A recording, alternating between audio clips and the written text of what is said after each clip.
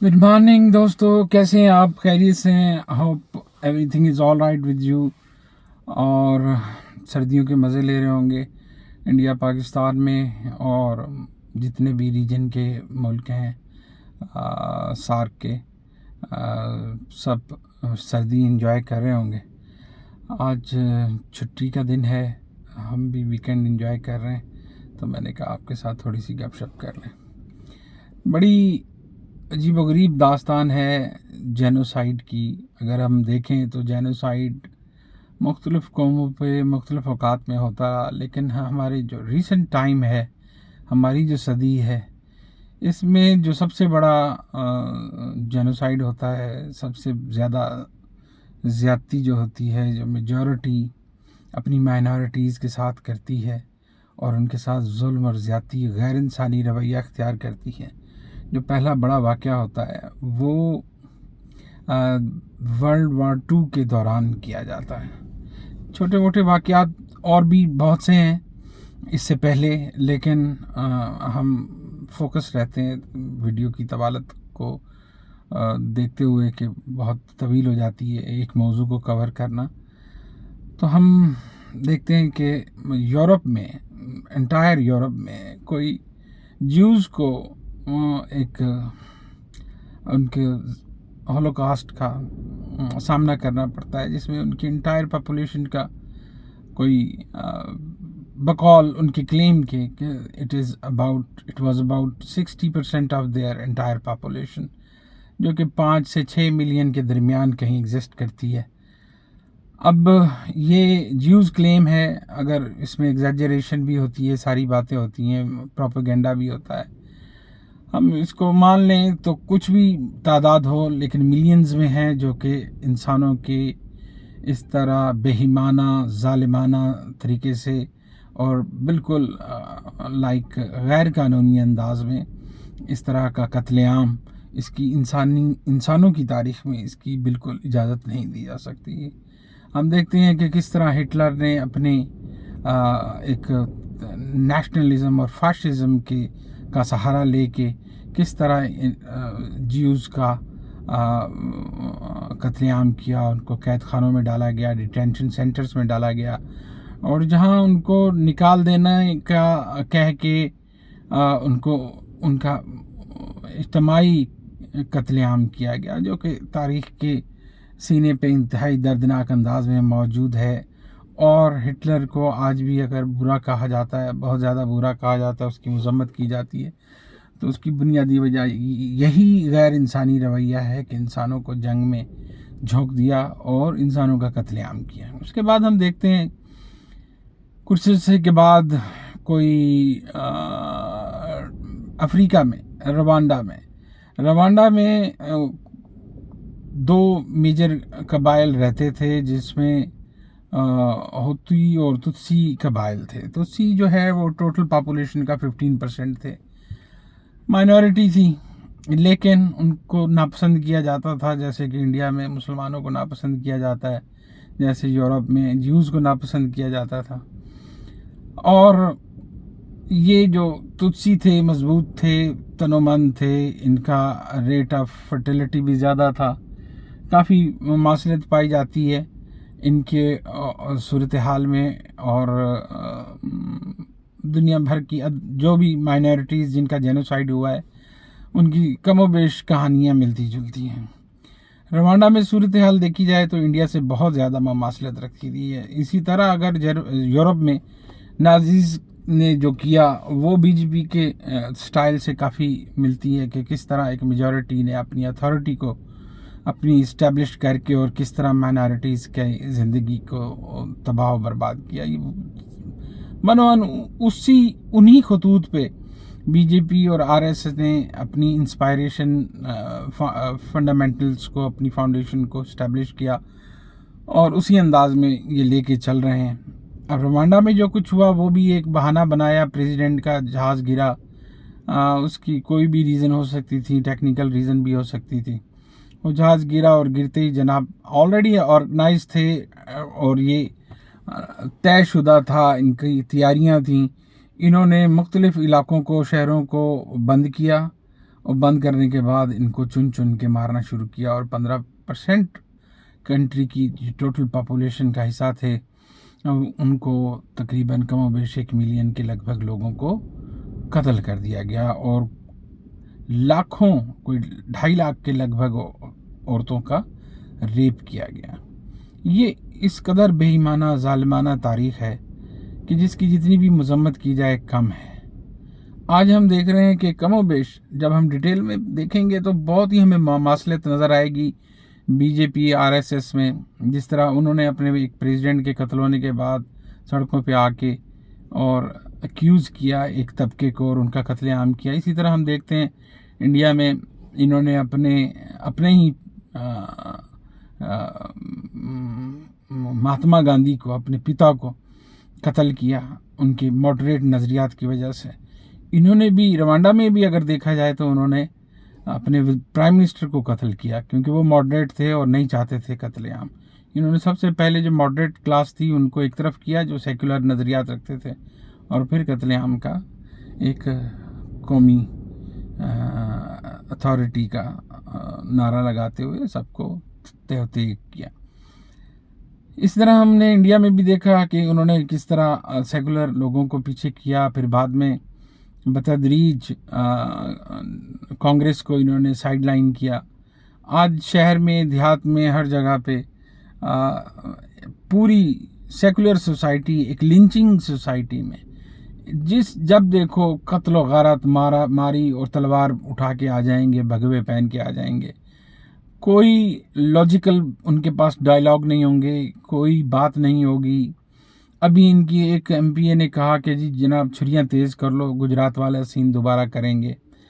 مطلب انہوں نے 84 میں سکھوں کے خلاف کیا، ٹھیک ہے، ان کا قتل عام کیا دلی میں، اور انتہائی قتل عام برپا کر کے پھر آپریشن بلو سٹار بھی ان کے مذہبی مقامات پہ کیا گیا۔ اس کی بھی تفصیلات ابھی تک سامنے نہیں آئیں، جس میں ہزاروں سکھوں کو قتل کیا گیا اور ان ہزاروں ابھی تک لاپتہ ہیں جن کا معلوم نہیں ہے کہ وہ کہاں ہیں۔ اسی طرح آگے بڑھتے جائیں تو آپ کو آج مسلمانوں کے ساتھ پہلے چھوٹے چھوٹے کمیونل رائٹس ہوتے تھے، آپ آرگنائز یہ بڑے فخری انداز میں ریاستی سطح پر حکومت نے خود کنفیس کر لیا ہے گجرات کا کہ کس طرح ہم نے ہٹ لگائی تھی اور اب کیسے وہاں سکون ہے۔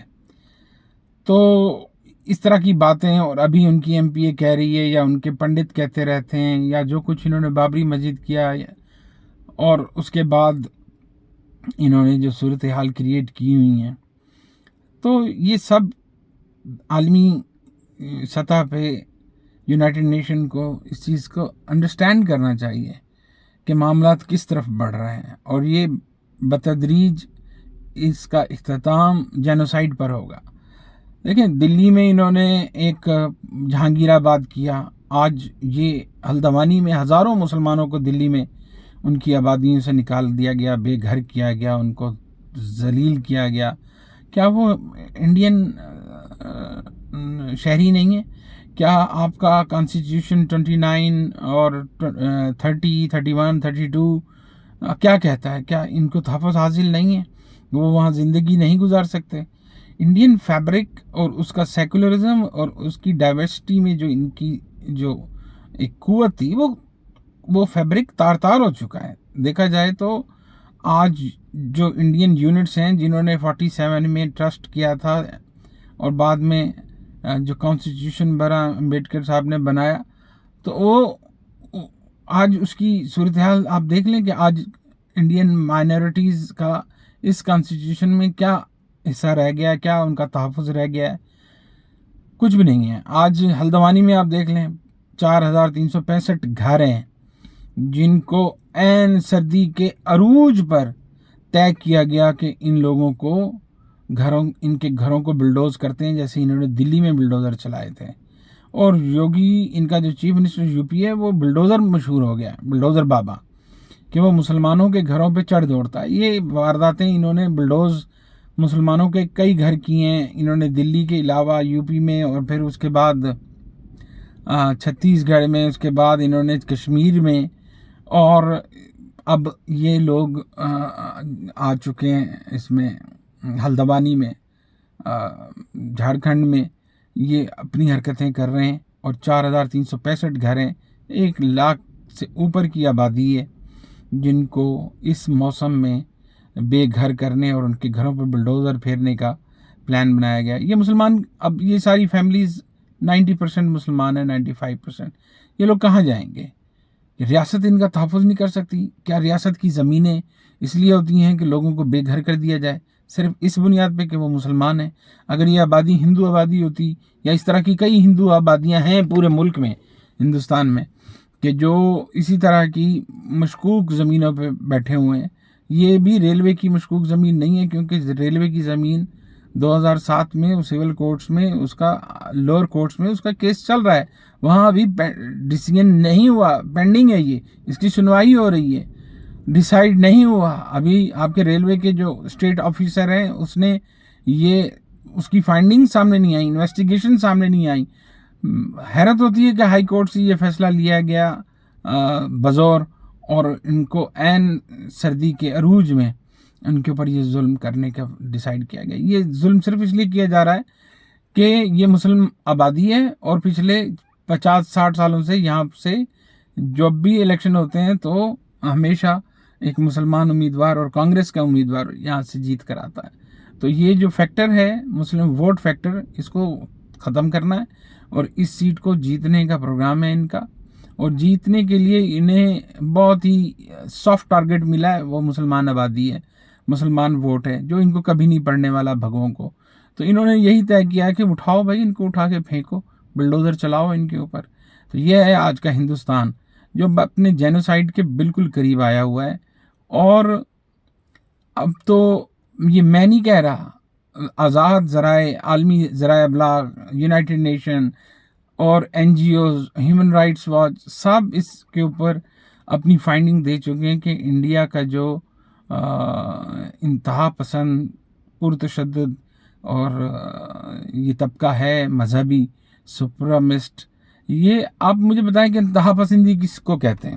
ہم نے، پاکستان نے بھی انتہا پسندی دیکھی ہے، اور الحمدللہ ہم نے اس میں سے کافی حد تک ہماری ریاست نے مختلف پروگرام کر کے، ضرب عضب اور نیشنل ایکشن پروگرام کر کے انتہا پسندی سے جان چھڑوائی ہے. وہ جو سوئسائڈ ہوتے تھے آج، پہلے اندر سے ہوتے تھے، آج بالکل نہیں ہوتے. اور اب ہندوستان کی پراکسیز TTP وہ آتی ہیں افغانستان سے، کیونکہ افغانستان میں انڈیا کا تسلط ہے، اس وقت قبضہ ہے، تو وہ وہاں سے آتے ہیں اور بلوچستان میں اور KPK میں حرکتیں کرتے ہیں. انشاءاللہ ہم انہیں قابو کر لیں گے، ٹھیک کر لیں گے، اس کی ٹینشن نہیں ہے. کیونکہ جو اندر سے ہوتی ہے نا پرابلم، وہ جینوئن پرابلم ہوتی ہے. وہ باہر سے جو اس طرح کی پراکسیز آتی ہیں، ہم ان کو دیکھ لیں گے، اس کا کوئی مسئلہ نہیں ہے. آپ کے اندر کا جو مسئلہ ہے آپ اسے دیکھیے، کیونکہ انڈین فیبرک اور سیکولرزم ختم ہو چکا ہے، اور ہندوستان میں کسی بھی وقت جینوسائیڈ ہو سکتا ہے.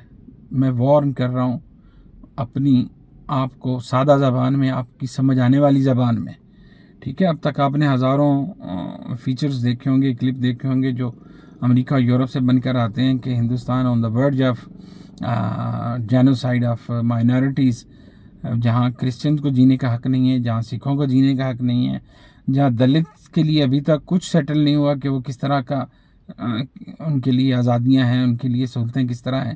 وہ آبادی کا سب سے بڑا ایک طبقہ ہے، 35 کروڑ سے زیادہ دلت رہتے ہیں جن کے حقوق کا کوئی تحفظ نہیں ہے. آئین میں ان کو ایک لالی پاپ دیے گئے ہیں، لیکن وہ صرف لالی پاپ ہی ہیں. تو اگین ویڈیو پھر طویل ہو گئی، مختصر یہ کہ جرمنی، روانڈا اور اس کے بعد اب انڈیا، نازیز کے بعد ہوتو ٹرائب نے تتسیز کو مارا، اور آج BJP اور RSS ہندوتوا اپنی بھرپور تیاریوں کے ساتھ ریاست کی سرپرستی میں اپنے کانسٹیٹیوشن کے اگینسٹ آ چکی ہے، وہ مکمل طور پہ، اور دنیا تماشائی بنی ہوئی ہے. پاکستان اپنے داخلی مسائل میں اتنا الجھا ہوا ہے کہ اس کی آواز بہت کمزور رہتی ہے، اور وہ لوگوں کو سمجھ نہیں آتی اور دنیا کو سمجھ نہیں آ رہی. لیکن ایک دن یہ سانحہ ہو جانا ہے اور دنیا نے رونا ہے، اور یہاں 15% جو آبادی ہے ٹوٹل پاپولیشن کا وہ صرف مسلمان ہیں. اس کے بعد اور یونٹس بھی ہیں، سکھ ہیں، عیسائی ہیں، دلتس ہیں. ان کے ساتھ اللہ مہربانی کرے، یہ نہ جانے ان کا کیا پروگرام ہے. اور 15% کوئی مذاق نہیں ہے کہ اٹھا کے منہ میں ڈال لیں گے. یہ 22 کروڑ 23 کروڑ مسلمان ہیں لاسٹ فائنڈنگ کے طور پر. ہو سکتا ہے اگر صحیح آزادانہ منصفانہ رائے شماری کی جائے تو یہ نمبر اس سے کہیں زیادہ ہوں گے.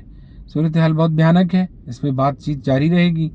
اور یہ میری طرف سے جو ویڈیو ہے آپ کے لیے الرٹ ہے کہ آپ سدھر جائیں، اور تو اسی میں بہتری ہوگی. اور اپنی سوسائٹی کو جو آپ نے بالکل انٹالریٹ لنچنگ سوسائٹی میں کنورٹ کر دیا ہے، اس کا سفر دوبارہ سے شروع کرو، اس کو پیسفل کریں، ایسے ہی جیسے پاکستان میں اب پیسفل سوسائٹی ہو گئی ہے. Society it self is peaceful. ٹھیک ہے باہر کے کچھ ایلیمنٹس ہیں، وہ انڈیا کی پراکسیز ہیں، ان سے تو ہم نمٹ لیں گے، لیکن الحمدللہ ہمارے ملک کے اندر بہت رواداری ہے، بہت برداشت ہے، ایک دوسرے کے ساتھ بہت سلوک سے چلتے ہیں. ہمارے ارد گرد ہر طرح کے ہندو ہوں، سکھ ہوں، عیسائی ہوں، سب بہت اچھے سے رہتے ہیں، بہت محبت سے رہتے ہیں. ہم ایک دوسرے کو وش کرتے ہیں. ہم سانتا کلاس کو مارتے نہیں ہیں، سانتا کلاس کو سڑک پر آنے سے منع نہیں کرتے. ہم جا کے چرچز میں توڑ پھوڑ نہیں کرتے. ہم جا کے پریسٹ کو فیملی سمیت کار میں زندہ نہیں جلاتے. ہم بھولے نہیں ہیں آپ کی یہ حرکتیں بھگوا کی. بہرحال بات چیت جاری رہے گی. اپنا خیال رکھیے گا. خدا حافظ.